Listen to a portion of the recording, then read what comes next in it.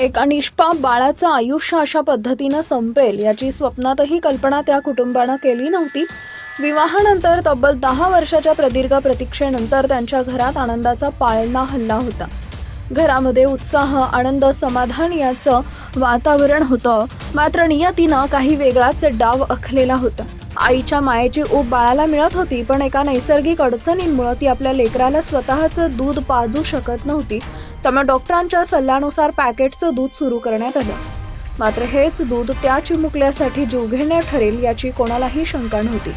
ही हृदयद्रावक घटना मध्य प्रदेशातील इंदूर शहरात घडली आहे. भगीरथपुरा भागात राहणाऱ्या सुनील साहू यांच्या घरी 8 जुलै रोजी एका गोंडस मुलाचा जन्म झाला होता. यापूर्वी मुलगी किंजल जन्माला आली होती. तिच्यानंतर तब्बल 10 वर्षांनी अव्यांच्या रूपानं घरात पुन्हा एकदा आनंदाचं आगमन झालं होतं. सुनील साहू एका खाजगी कुरिअर कंपनीत काम करून आपल्या कुटुंबाचा उदरनिर्वाह करत होते. अव्यान पूर्णपणे तंदुरुस्त होता. कोणताही आजार, कोणतीही तक्रार नव्हती.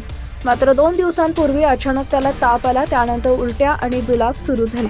कुटुंबियांनी तात्काळ डॉक्टरांकडे धाव घेतली. औषधोपचार सुरू झाले, पण प्रकृतीत अपेक्षित सुधारणा झाली नाही.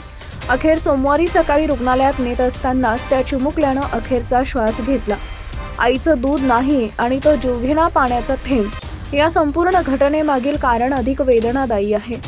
अव्यांच्या आईला दूध येत नसल्यामुळे डॉक्टरांनी पॅकेटचं दूध देण्याचा सल्ला दिला होता. दूध घट्ट होऊ नये म्हणून त्यामध्ये थोडंसं पाणी मिसळण्यास सांगण्यात आलं होतं.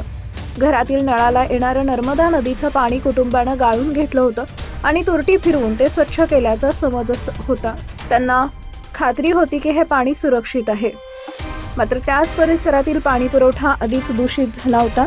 याची कोणतीही माहिती या कुटुंबाला देण्यात आलेली नव्हती. हेच दूषित पाणी दुधात मिसळून दिल्यानं अव्यांच्या शरीरात संसर्ग झाला आणि त्याचा जीव गेला.